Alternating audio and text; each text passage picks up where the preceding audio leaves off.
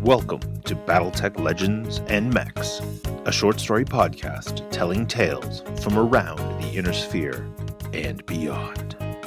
Good day, gladiatorial sports fans. It is a glorious day here on Slayer 7. The birds are singing, the PPCs are charged, and a third pizzeria has managed to reopen. Oh, please tell me it's Papa Yojimbo's? Sorry, buddy. It's the Little Prince's. Damn it! The Davians make a fine pizza, but I miss Yojimbo's shrimp and tofu. Those were the best. My name is Marks, and as you can tell, today I am joined by my regular co-host, Drake Grim Fantome. Welcome back to the bunker, Drake. Good to be back. As dozens of you know, I was on a whirlwind book signing tour through much of Solaris City. That much fame threatened to go straight to my head, so I'm glad to be back in the recording bunker, where I can be appreciated for more than just my rugged good looks. Sounds like you are exactly as humble as you ever were. This week's matchup is between the Oregon Coalition experts and the Emerald Predators. I think we've finally worked out some of the kinks in the matchup requirements, so we can finally present the full rules to our famous Lance Commander format. Both teams will bring 3,600 battle value worth of mechs to the fight. We will accept any mech designed and built on or before 3052. That's the end of the clan invasion, yes? Correct. We'll be pushing into more contemporary times as the stables bring more of their fighting forces back online. But for now, 3052 gives us a nice array of deadly war machines to smash against each other without too much fragile or expensive tech to replace. And that's it? No unit limits, no restrictions on Arrow 4 or pulse lasers or whatever? Nope. Now, much like ancient Formula 1, we reserve the right to change the rules if any one tech or stable becomes too dominant, but since everyone here wants a good, fair fight, I doubt that will be a problem.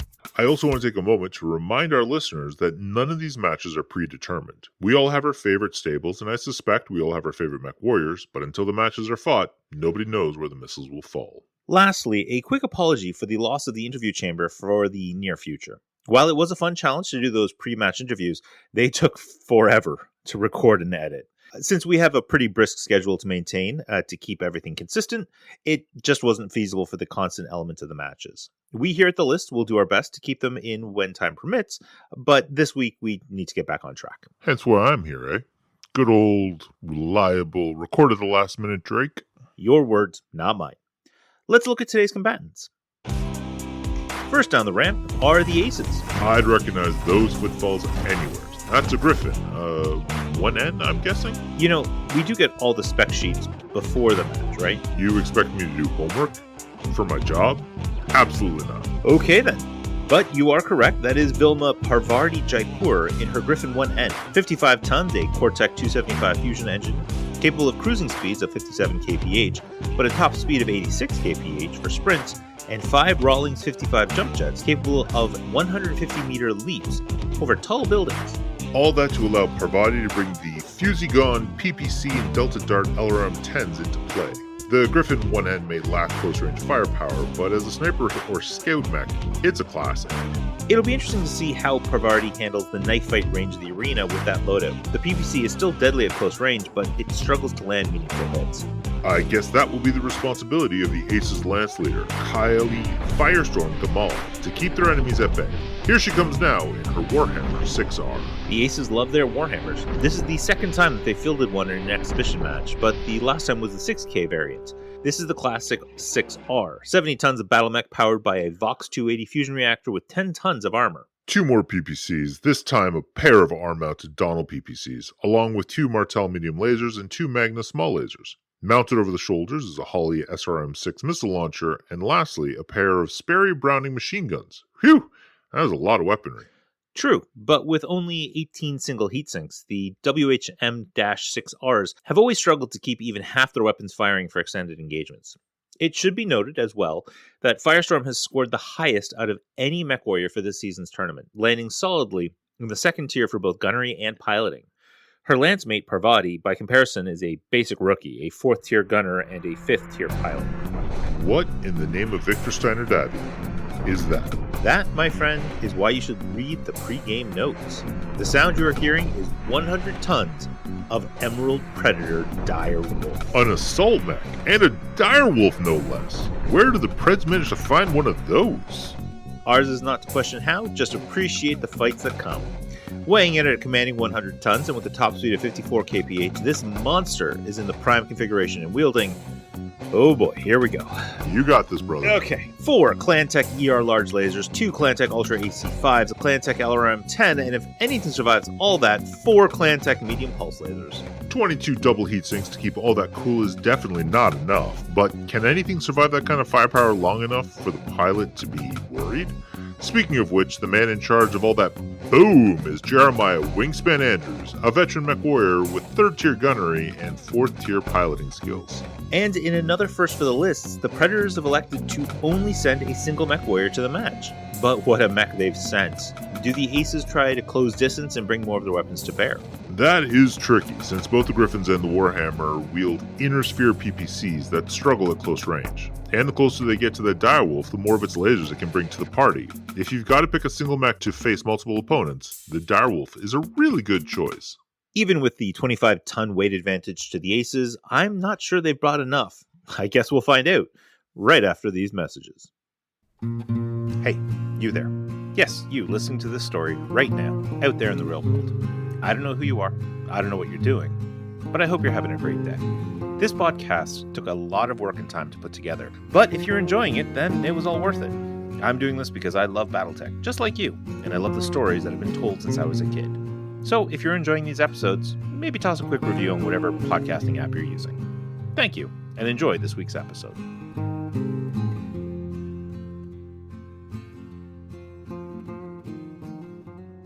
And we're back! A few last notes before we get the match started. This exhibition match is in our Lance Commander format, which means that the Aces need to bring down that behemoth to win, but Wingspan and the Direwolf only needs to destroy Firestorm and her Warhammer in order to win. Does Wingspan ignore the Griffin entirely to try to focus on the heavy mech for the win, or does he try to take Parvati and that Griffin out of the fight quickly to leave Firestorm isolated? We are back in the Force Arena for this match. 3 large hills located at 12 o'clock, 4 o'clock, and 9 o'clock from the middle of the arena, as well as 3 small hills at 2, 5, and 7 o'clock. Light forests cover much of the area, though there are plenty of elevated positions and a few big fire lanes in the 400 by 500 meter space. The Direwolf's ER large lasers can hit from anywhere in the zone, as long as he can get a line of sight. Wingspan has 1 initiative for the Predators, and so the Aces are moving onto the field first. Parvati has jumped into the forest on elevation on the east side of the map, and Firestorm has run straight up the middle and behind a hill to the south. Wingspan has run into a light forest on the large hill to the north side. His position gives him a clean line to Parvati, but hidden from Firestorm. With the MechWarriors in place, we are ready to rumble. Here we go! Parvati has jumped straight north into another light forest on elevation. I'll be curious if the rookie can line up any shots with all that jumping around. Firestorm has run her Warhammer straight north as well into some woods. They're obviously trying to overwhelm Wingspan as quickly as possible. In response, Wingspan has run the Direwolf behind the peak of that big hill, putting a fair amount of rock and 2 forests between him and the Griffin. But he's a big, slow target. I'm not sure it'll be enough. Parvati is opening up with her LRM, electing to not fire the PPC despite being at medium range. But with the cover from the hills and trees, plus the fact that she jumped, she has almost no chance of winning. Sure enough, those missiles fly wide. Firestorm is an ace pilot, though. Still medium range and some cover from the hills. He's got about 50-50 shots with the PPCs. First shot, hits. Big hit to the left torso, and the second PPC flies wide. He's firing the SRM as well. Slightly worse odds to hit, but manages to land it. That's hits to the left arm and leg, right torso, and the head! Wow, Firestorm is out here showing us all how it's done. Looks like Wingspan has managed to stay awake and is opening fire on Parvati, trying to take that plucky rookie out of this fight as fast as possible. It's a tricky shot, lots of cover, and Parvati is a fast mover. First ER large laser flies wide. Second and third shots also miss. Last chance, no love. The Ultra AC5s have the same bad odds, but Wingspan is pissed and is taking his shots. Both missed by a hair. Parvati has jumped all over heat, but both of the big mechs are moving a little slower as their heatsinks struggle to keep up with the massive barrages they're putting downfield. Massive Barrage is the name I used to dance under. This is a family show, Drake. What? Anyone can dance. Nothing wrong with that. Anyway, the Aces have seized the initiative, which is good news for their fans. Firestorm has decided to move down the hill she was on into forest a few meters closer to Wingspan. Wingspan is lumbering his Direwolf up the hill into a forest he was previously behind. Still a chunk of hill between him and Firestorm, but will it be enough? Lastly, Parvati has jumped again, moving further to the northeast. She's behind a hill and at optimal range for her weapon. This is going to be a big round of shooting. Wingspan continues to focus his fire on Parvati, which is an interesting call here, but some of his decision-making might be affected by the blow to the head. First ER large flies wide. He really shouldn't be missing these shots. He's at close range and Parvati didn't jump as far as the Griffin is capable. He's got good odds for these. Second ER large laser finally connects. Parvati has put some damage on his opponents, specifically a massive gash to the left torso. Third ER large hits. Solid connection to the right leg, and Parvati is looking wobbly on her feet after all that damage. Looks like he's electing to not fire the last ER large laser. Probably wise. But the direwolf isn't done yet. Here come the medium pulse lasers, same odds to hit due to longer range, but compensated by the pulse laser's targeting advantages. First shot hits the right arm, second pulse laser hits the left leg, third blast into the right leg, and last shot into the center torso. Bad grouping, but massive amounts of damage nonetheless. But he's still not done. The Ultra AC-5s are barking. First burst hits, one shot hitting the left torso, and the other goes internal on the right leg, taking the upper and lower leg actuators. Second UAC-5 misses. Lastly, the LRM-10 misses as well. He was firing where Parvati was, not where she was going to be. Parvati has managed to stay on her feet after all of that and is returning fire on the direwolf with everything she has. Even at perfect range, her odds aren't good. The PBC shot, misses. And the LRM hits! 8 missiles managed to find a home on the direwolf, striking the right torso and left arm. That big mech's paint is still barely scratched. Let's see if Firestorm can do more than scratch the paint. She's still at medium range, but she is a crack shot. About 50-50 on the combat prediction computers. First PPC, hits. Big hit to the right arm. Second shot, flies wide. She's firing her Holly SRM and lands it. Missiles hitting the left leg and torso. Lastly are the medium lasers at long range. First hits, more damage to that battered left leg. Second shot, flies wide. Time to pay the piper for all that firepower. The direwolf is at risk of an ammo explosion, skillfully avoided. And then the reactor shutdown, also avoided. But it's too hot to move, and the targeting computer must be going crazy in there. Firestorm was careful not to risk an ammo explosion, but she needs to avoid fusion reactor shutdown. Just barely got it there. She theoretically is capable of moving, but since she's in the middle of a forest, I don't think she can actually go anywhere. Lastly, the Griffin has slowed down a tiny amount due to heat, but otherwise is fine. The aces are keeping up the pressure. The Warhammer is elected to stay put, which again, considering how slow it is right now, it wouldn't be able to go anywhere anyways. In a surprise to nobody, the direwolf is also stuck in place. Too hot to move, even if Wingspan wanted to, which he actually probably does. The Griffin is already at great range and doesn't have to worry too much about Wingspan shooting her at this moment, so Parvati is staying put and preparing to lay down some fire. Maybe Parvati forgot that the direwolf is an ungodly number of heat sinks and can still dump most of its heat while firing at least a couple of shots. Looks like Wingspan has elected to only fire his medium pulse lasers and his LRM-10. Those would be trivial shots, but with so much heat, it's actually about average chances. First pulse laser misses. Second, that's a hit. Big hit to the left leg. Third pulse laser misses. Fourth hits. That's taking the last of the armor off the right arm, but still hasn't gone internal. The LRM fires, slightly worse odds to hit, and does indeed miss. Terrifying that Wingspan could fire all of that and still dump his heat back to 0.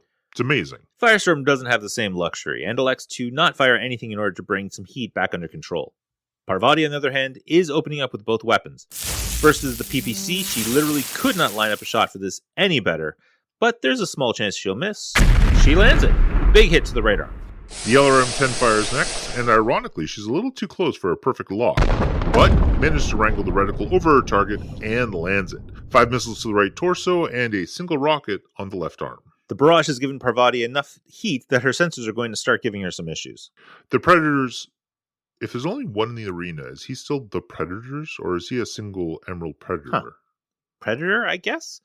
Unless that gets us in trouble with those old movie people. Well, whichever it is. Wingspan has taken the initiative back. Parvati jumps behind a large hill, completely out of line of sight to the direwolf. She must be hoping that Firestorm can weather a round of fire so the Griffin can get some back shots after she cools off.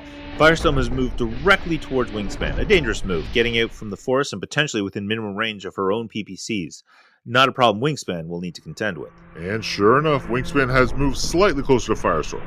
Was this an intentional play by the experienced Firestorm to bring her shortest range weapons to bear against the massive direwolf? It appears so. Firestorm is firing everything except her PPCs, hoping for a death by 1,000 cuts. The medium lasers almost can't miss, and sure enough, both do hit. One deep cut to each arm on the direwolf, and the armor plating is starting to look a little thin, especially on that right side. The SRM-6 is next, also lined up perfectly and with good tone, solid connection. 2 missiles into each the right arm and torso. Now for the little stuff. Way less likely to land since both small lasers and machine guns are at long range, but still above average chances overall. First small laser, misses. And the second, it connects. Finally putting a little damage on the direwolf's center torso. The machine guns open fire, both hit. Some plink damage to the left arm and a few more scratches to that center. Looks like Wingspan has been smacked around enough that he's shaky on his feet, but he's opening fire on the Warhammer. Looks like everything besides the 2 ER large lasers, and if he can take Firestorm out here, that'll be a win for the Predator. Predators, a win for the green team. Despite perfect range for all his weapons, Firestorm did manage to get a covered position and is moving just barely fast enough to give Wingspan some minor difficulty in connecting. Will it be enough? First ER large laser fires and hits. This doesn't bode well for the aces. Deep gouge to the right leg there. Second ER large laser flies into the dirt. 4 pulse lasers would like to have a war with Firestorm. Let's see if they can connect. 3 solid connections, but 1 still manages to miss. Hits to the torso, arm, and leg on the right side. The Ultra AC-5's fire hits. Just 1 shell and the burst connects, landing on the right torso, but 2 impacts the second Ultra AC-5, hitting the left and right arms. Both pilots have maintained their footing. I think Direwolf is slightly worse for wear from that exchange, but has also gained a fair bit of heat. Both the Warhammer and Griffin have managed to dump everything. The Aces have taken back the initiative. Wingspan has thrown the Direwolf into full reverse, taking a position behind a copse of trees that might protect him from the Griffin, blocking Parvati's targeting computers from that side of the field. In response, Firestorm jams the joysticks all the way forward, getting even closer to the Direwolf. Parvati runs up to the top of the hill that will just barely give her line to see the Wingspan. Wingspan has switched his priority back to Parvati. He really doesn't like that Griffin. All 4 ER large lasers are firing, as well as both UAC-5s and the LRM. It will take a miracle for Parvati to survive this. The ERs are great range, good tone. First shot connects. Through the armor, takes out the hip actuator on the left leg. Second shot, hits. Takes the left leg clean off. Parvati is meeting the ground even if she manages to survive this attack. Third ER large misses, but the last shot connects, center of mass. The first Ultra AC-5 hits 2 rounds impacting against Parvati.